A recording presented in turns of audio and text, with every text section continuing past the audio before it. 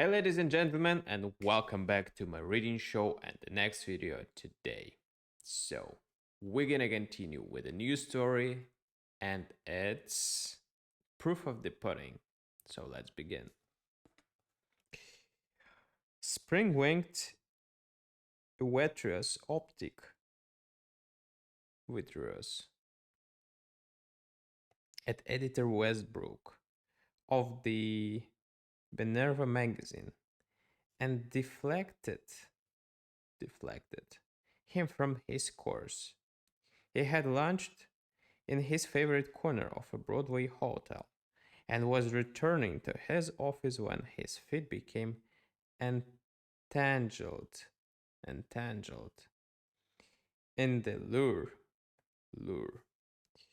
of the Vernal coquette, Vernal coquette, which is by way of saying that he turned eastward in 26th Street, safe, safely folded the spring freshet, forded the spring freshet of vehicles in Fifth Avenue and meandered along the walks of budding Madison Square. Meandered, budding. The lenient air and the settings of the little park almost formed a pastoral. The color motif was green, the preceding shade at the creation of man and vegetation. Preceding shade, vegetation. The color grass between the walks was the color of where degrees where digress, a poisonous green, reminiscent of the horde, reminiscent of the horde of the relict humans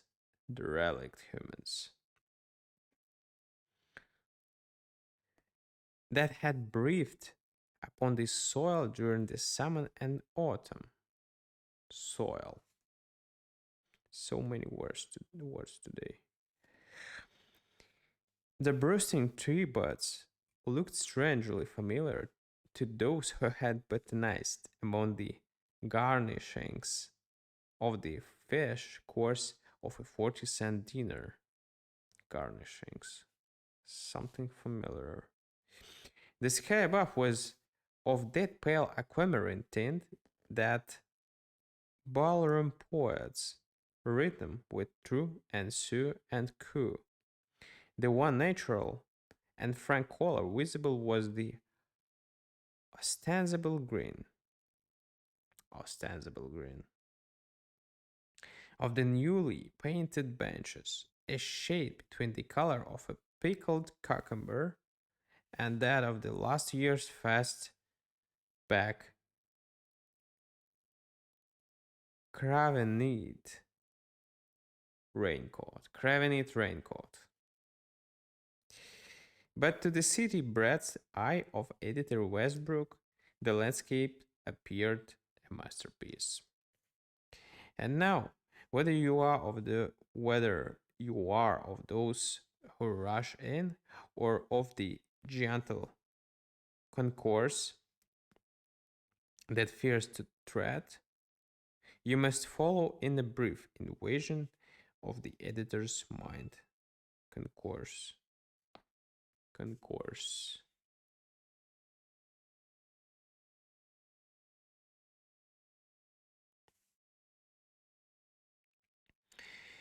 Editor Westbrook's spirit was contented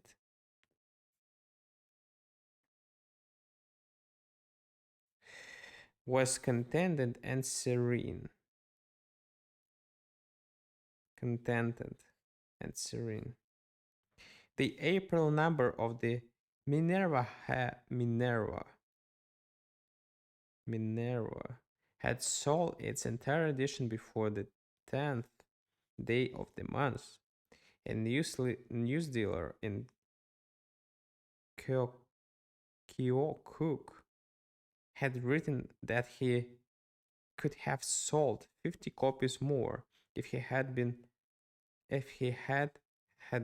them. The owners of the magazine had raised his, the editor's, salary. He had just installed in his home a jewel of a recently imported cook who was afraid of policemen, and the morning papers had published in full a speech he had made at the publisher's banquet. But there were echoing, echoing in his mind the jubilant, notes of a splendid song that he has charming young wife, charming. I know this word. Charming, your young wife had sung to him before he left his uptown apartment that morning. She was taking enthusiastic interest in her music of late, practicing early and diligently. Diligently.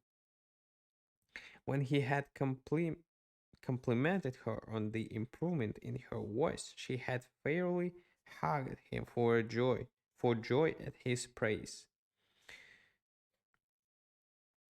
He felt, too,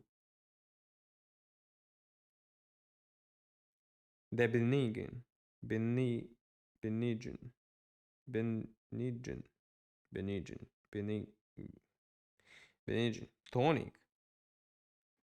medicament of the trained nurse, Spring, tripping softly down the words of the convalescent, convalescent city, convalescent city. While editor Westbrook was sauntering between rows of park benches, already filling with vagrants, and the guardians of lawless childhood, he felt his sleeve grasped and held. Vagrants. Suspecting that he was about to be panhandled, he turned a cold and uncomfortable face and saw that his captor was Dave.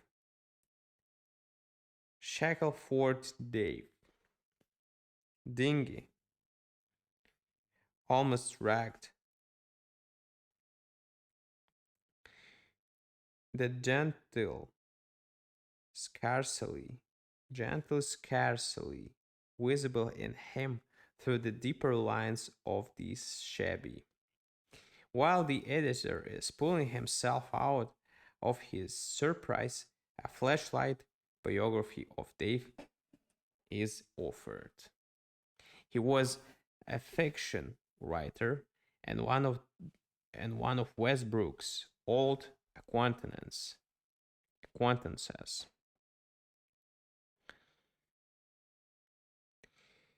At one time, he might have called each other old friends. They had some money in those days and lived in a decent apartment house near Westbrook's. The two families often went to theaters and dinners together. Mrs. Dave and Mr. Westbrook became dearest friends. Then one day, a little tentacle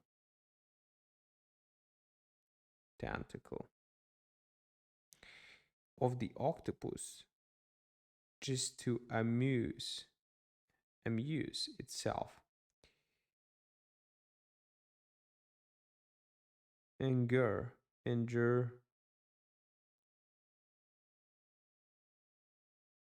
ingurgitated,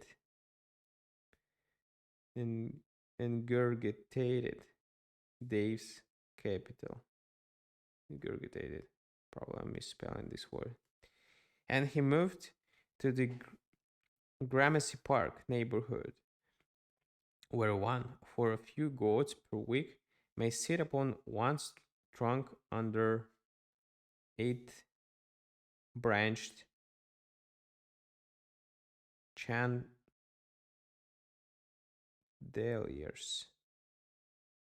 Chandeliers.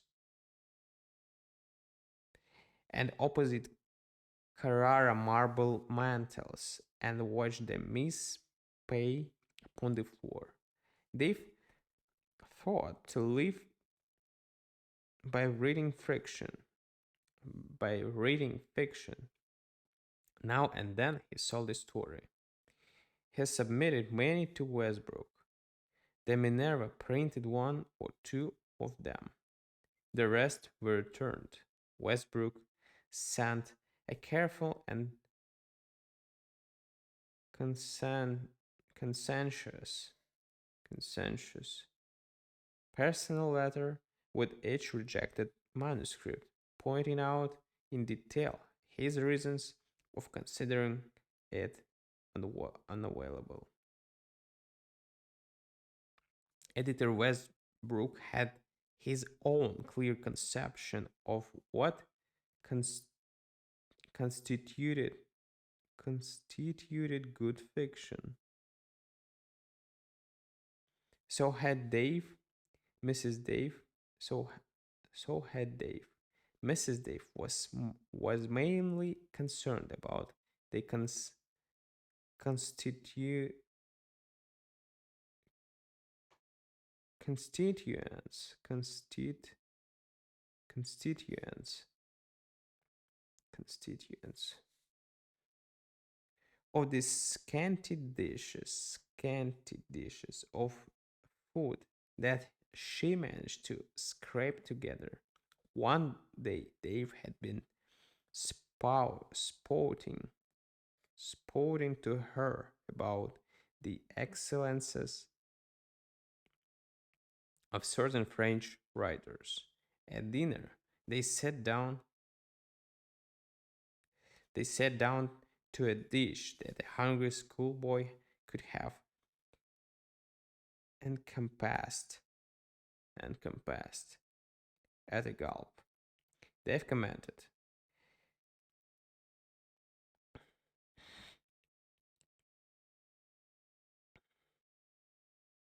"It's Maupassant hash. It's Maupassant hash," said Mrs. Dave. "It may not be art, but I do wish you would do a 5 course Marathon Crawford cereal with Anala Wheeler Wilcox sonnet for dessert. I'm hungry."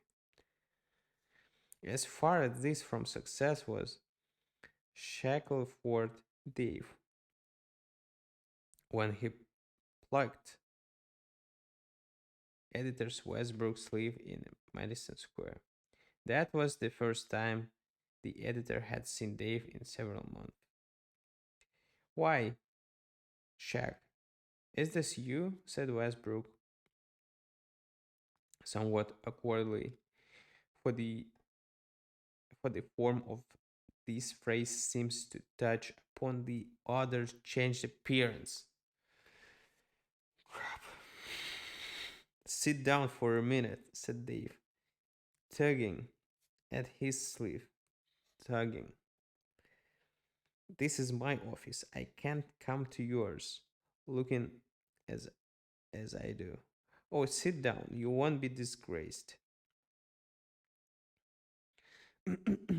"Those half puckled birds of the other benches will take you for a swell porch climber. They won't know, and you're only an editor."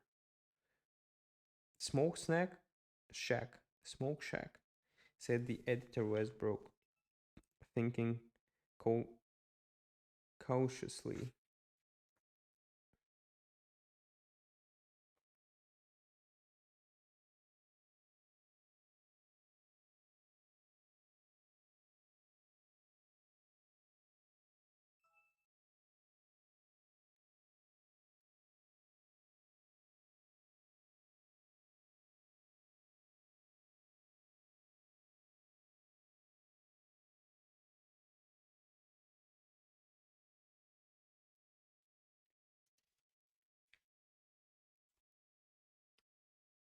Sinking cautiously upon the virulent green branch, he always yielded gracefully when he did yield, yield.